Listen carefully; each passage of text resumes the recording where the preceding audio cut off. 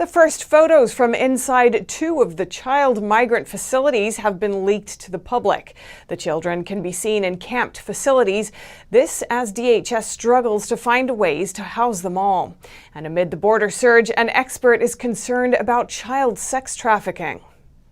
Our first look into a temporary overflow facility for migrant youths in Texas since the surge at the border.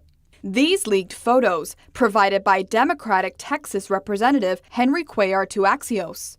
And these obtained by undercover journalist nonprofit Project Veritas. These photographs were taken in the last few days. There are 8 pods with 8 cells in each facility. At any given moment, there are an average of 3,000 people in custody. Jaco Boyens, the founder of a nonprofit dedicated to combating child sex trafficking, is calling what's taking place at the border a disaster. He's extremely concerned about the children coming into the country and where they will ultimately end up. That the cartels, MS-13, every drug cartel is now in trafficking children. All of them traffic children.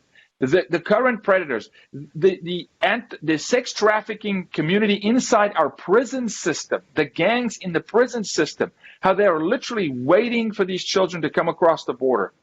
Boyens says that roughly 30% of children who cross the border in any given year fall prey to predators or sex trafficking. And he says despite CBP's best efforts, there's no way to ensure these migrant youths actually end up in the care of family members in the U.S., especially, he says, when the system is overloaded.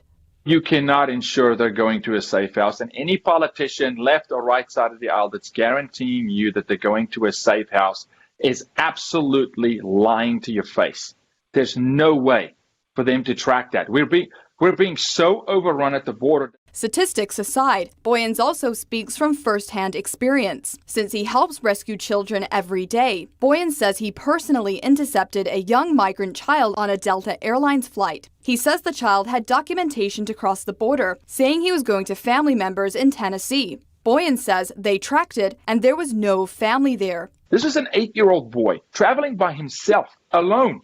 And when I got an interpreter to interpret to the child, and there's an Hispanic man with, he goes, I don't know this guy. This is not my father.